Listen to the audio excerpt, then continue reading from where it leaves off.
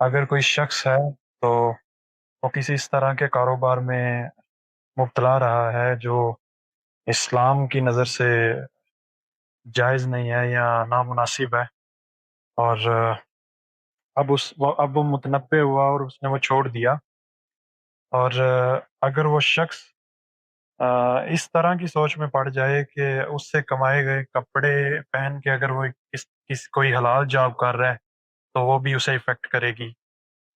یعنی اس طرح کا رویہ ہو جائے کہ اس طرح کے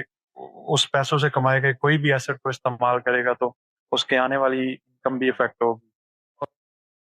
جی نہیں، اسلام نے لوگوں کو اس طرح کی چیزوں کا مکلف نہیں ٹھہرایا۔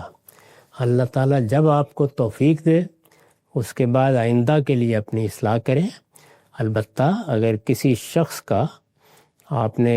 روپیہ دینا ہے یا آپ نے اس کا کوئی حق مارا ہے، اس کو البتہ ضرور ادا کرنے کی کوشش کریں۔ غلطیوں کا کفارہ یہی ہے کہ اب نیکی کریں۔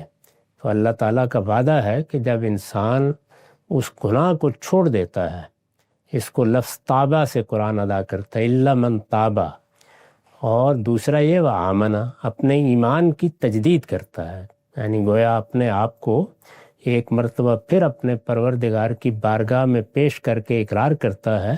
کہ پروردگار میں اب تجھ کو مان گیا اور میں اب تیرے احکام کی پیروی کروں گا، اصلاح، اور آئندہ کے لیے اصلاح کر لیتا ہے۔ تو اللہ تعالیٰ نے فرمایا ہے کہ میں صرف گناہ معاف نہیں کرتا، میں اس کے ساتھ ان گناہوں کی جگہ بھی نیکیاں لکھ دیتا ہوں۔ تو اس لیے اللہ تعالیٰ کی رحمت پہ بھروسہ کرنا چاہیے، اس سے آپ اوہام میں مبتلا ہو جائیں گے،